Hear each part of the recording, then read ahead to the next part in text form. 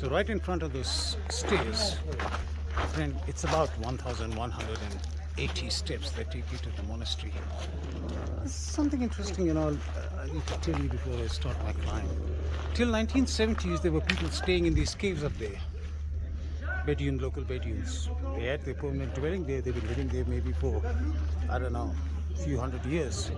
In 1970, the government started and they moved them from here and they moved them to the nearby city, which is called Wadi Musa, and they settled there. And now they all live there. They come in the morning, they set up their little shop of curios, antiques, coins, gifts, whatever. And then in the evening, 6 o'clock, when Petra closes down, they go back to their houses. Before that, they permanently sat here. They lived here for centuries. I don't know how long. Another interesting thing I'll tell you about is that these steps are very arduous and it's not easy to climb them. And most of the services for the animal transport that's available here, you see 2 camels here, but most of 80% of them are donkeys. And you know why? This donkey has the stamina to do it, and that's why this animal has always fascinated me. It just has got extreme perseverance, patience, strength, courage, stamina. I mean, the horse gives up, the camel gives up. Elephant, well, obviously, the elephant doesn't like to climb up anyways, but the donkey does it routinely every day. Okay, we've started our journey of 1100 steps. Let's see how it goes. I've taken a little detour from the way to the monastery because my eyes got caught to this little temple here that I thought I'll show you. There. Beautiful. This is a temple of Asad, one of the deities, as people would know who know Arabic. Asad means lion. So it must have been an ancient deity by the name of lion that was worshipped here. And that's its temple. And as we go higher, you're going to see more and more of these temples and monasteries, because monasteries are always built higher at higher places, because I suppose the ancient people believed you're closer to the god. So I think at night, in these little quarters, in ancient time these must have been the quarters for the priest, for the temple, but there's no one here now, and there's no way I can get to the temple. It's completely inaccessible. I tried. You really need mountaineering skills or the mountaineering ropes to get up there. At night, I think nowadays, these stray dogs that we've seen and the cats, they sleep in these caves, because I've seen the evidence of animal excreta in the... Anyway, let's continue our journey to the monastery. I think we've still got 1,020 steps to go. I've barely done 80. Assalamu alaikum. Kaifa? Alhamdulillah. من وين أنت؟ أنت من باكستان. Yeah. The journey continues up the monastery. I don't know how many steps I've done. I've lost the count. But interestingly, what I've observed, that the only animal that's going up and then coming down is a donkey. I said before, I haven't seen an animal with more perseverance than a donkey. Oh gosh, this old man. Oh! He's trying to be too athletic. Sit down.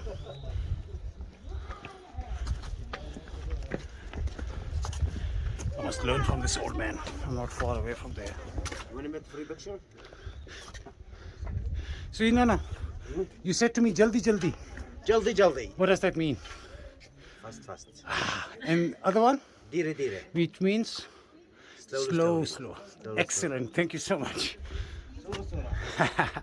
This is that commercialization of Petra, and they're becoming very aware of the psyche and the cultures and the languages of the tourists. He looked at me, he obviously thought, and it's right, that I'm from subcontinent. So I said jaldi jaldi, which means go fast. Then I said dhire dhire, which means walk slow. Remarkable. The steps continue. I don't know how far to go. I have no idea.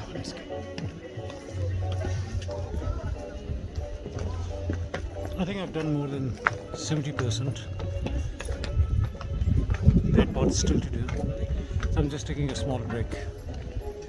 I love this way this guy is walked here with his donkey and his dog. Probably give up on getting any customers, so he's just catching a breath. So is his donkey. And dogs, you know, they love to be with their owners. The most loyal animal. Just thought it's beautiful the way they're standing on the cliff. And then obviously the duels, the waves of the tourists climbing one after the other, old, young, all equally exhausted, tired, but getting on. So will I. So finally the end. The last 5 steps. Yeah, see, I told you you're gonna make it. 1,120 steps. How many steps? 1,120. 10,000. 1,000. You! Yeah. 1,120. You're strong. This French lady has been climbing with me all along, and I've been encouraging her, and then we both made it together. So once we get to the monastery, which I think is another 3 minutes away, I'm going to show you something interesting.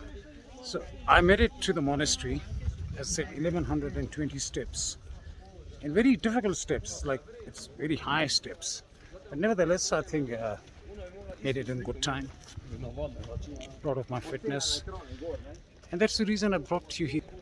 Yes.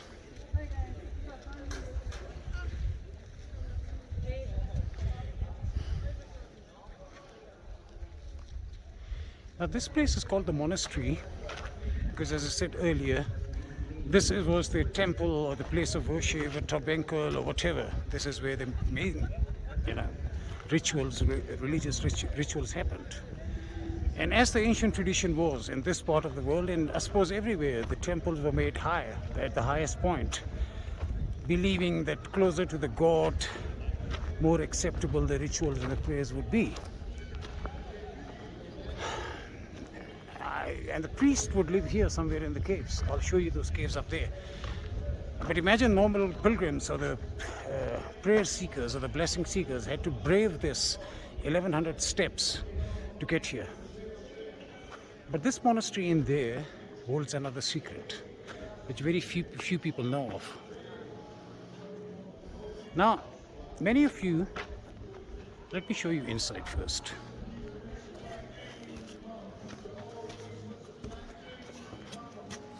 See the bold sign. If there were not too many people, I would have probably made an effort to go in there.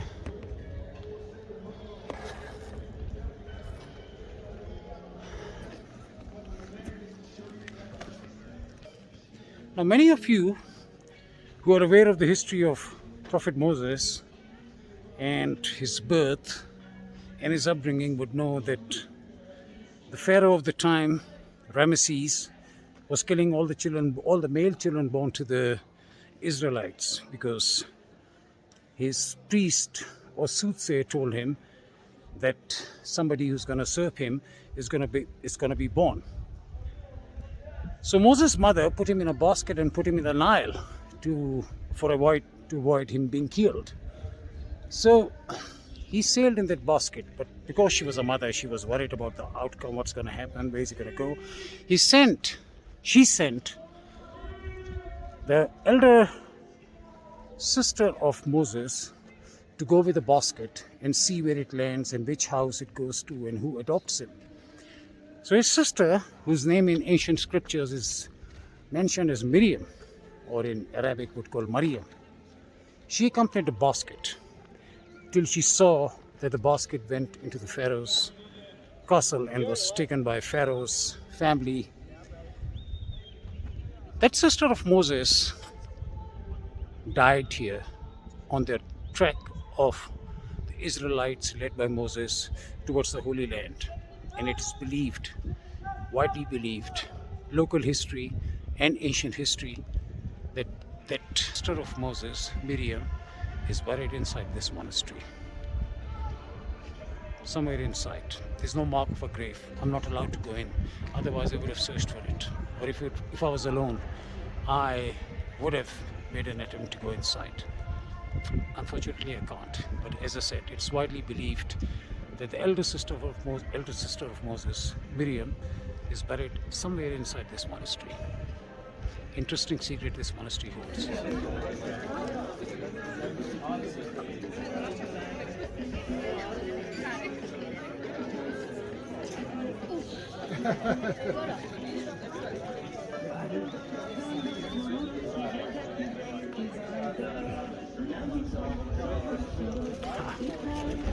Feel the ambience of the place. Doesn't look like you're in the furthest corner of the world, high up in the mountains in Jordan. This is the spirit of the tourism, the exploration that keeps it alive and thriving. These places live with us. The tourist who brave the sun, the 1100 steps, to come here to look at these rocks,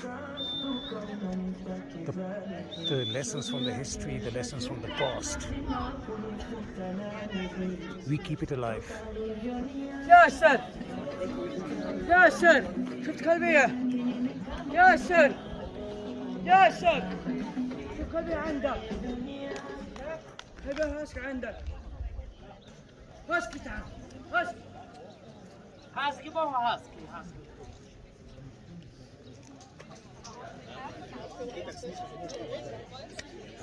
No idea. Well, exactly. What we did, both their heads, should have come pretty before. Seen a few of them around those kind of bits. Could be, yeah. It's about 5-6 So just now I took up in the monastery, I just took a coffee break. I sat, and very ironically, I met an Egyptian professor of ancient Arab history, and I got into a conversation with him about this place and the authenticity of the tradition that Moses' sister Miriam is buried here. So he raised and then there was a guy sitting there, because we were talking in English, there was an American sitting there, also very interested in history and everything, and he asked a very pertinent question. And the three of us got into a very extensive and very educational debate. The question that American asked was that Moses was around 3,500 years ago. So he must have passed this land on the way to the Holy Land. And he believes that Moses' sister might have died here. But he said this place, Petra, was only built 3,000 or 3,100 years ago. So where does it make sense that Moses' sister is buried in a monastery if she died 400 years before this city was built? Very good point. The answer is very simple. She wasn't buried in the monastery. The monastery was built around her grave. She died here and she was buried here, and a shrine or a grave or a tomb was commemorated, was remembered, because she was the sister of Moses. So it was mocked. And then when the people, following 300-400 years, when they built the Petra city, they built the place of worship, this monastery that you see right around her grave, and her grave was incorporated into this monastery. It somewhere lies inside, we do not know, as you can see, except that one little opening or the door, everything else is sealed. So she's buried somewhere there, and this monastery was built around her grave. She wasn't buried in the monastery. The monastery came afterwards, after her death, because her tomb was here. And now obviously we are not allowed to go in. If I had, believe me, half a chance, I would have gone in and tried to find out some remnants of Moses' sister Miriam's grave. Can't. Sorry. So as if I didn't have enough of this walk up 1120 steps. There's definitely a view up there, I'll show you. Up these steps, maybe another 200 or so, that takes you right to the top of the mountain, somewhere up there, which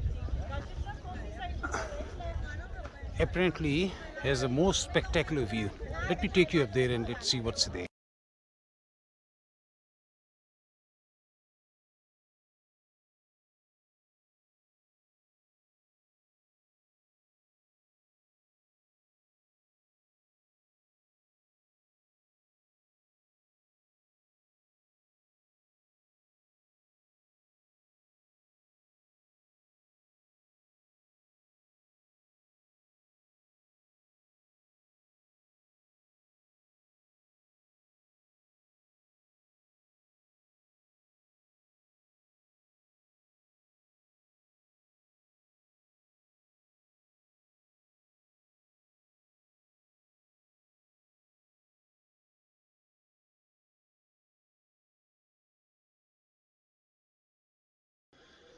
So I'm on my way back from the monastery.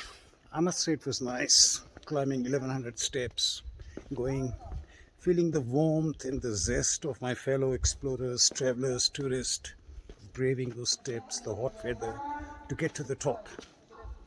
There must one or two things I must share with you. Number one is that there was a music playing there. Oh, there's a donkey honking. This donkey is seriously upset. So there was one thing that irritated me. There was a Justin Bieber music playing there. And I've got nothing against Justin Bieber or Justin Bieber's fans. I mean, there's absolutely no offense intended. But just doesn't befit the status of the place. Imagine standing at a 3,000-year-old monastery and listening to Justin Bieber. Second thing I must again reiterate or appreciate as the donkeys. And this is just mind-boggling how strong these donkeys are. I mean, some of the people that were riding these donkeys were like 80, 90, I don't know, maybe more kilos. Maybe as heavy as the donkey. And the donkey would carry them up these steps for 1100 steps to take them to the top. So I got in conversation with a Bedouin donkey man there. And I asked him, he didn't want to come on the camera, otherwise I wanted to record for you. I asked the guy, how many times do you go up there in the morning, every day?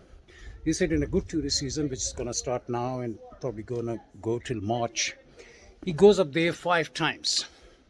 So that means him and his donkey climbs on average 5,500 steps a day. This guy was skinny. I don't think so he had a centimeter of fat on him. He was like in his late 20s. So I looked at him and he was smoking like a chimney. So I said to the guy, I said, look, I'm a doctor and I deal with hearts. And one thing I can assure you is you're never going to have a heart attack. So he looked at me with a weird look for a second. And then he asked me, what's a heart attack? I just patted him on the back. I said, yes. Well done, my bro. I mean, that's a South African term. That means welcome, my bro, my brother. I'm going to make my way down to the main Petra city. And then I'm going to catch up with you again. I don't have any words to describe it.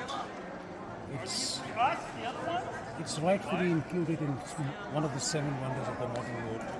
If it was up to me, I would have included it in the 7 wonders of the ancient world. The 7 wonders of any world. It's just, there's no other better way to put it than the great British poet John William Burgon, when he said, it seems the work of man's creative hand, but labor rout as wavering fancy planned. But from the rock, as if by magic wand, eternal, silent, beautiful alone, match me such marvel, save in eastern clime, a rose-red city, half as old as time. Thank you for being with me. Hambagatle, adios, au revoir, tutsian, ciao, vidwa, Allah Hafiz.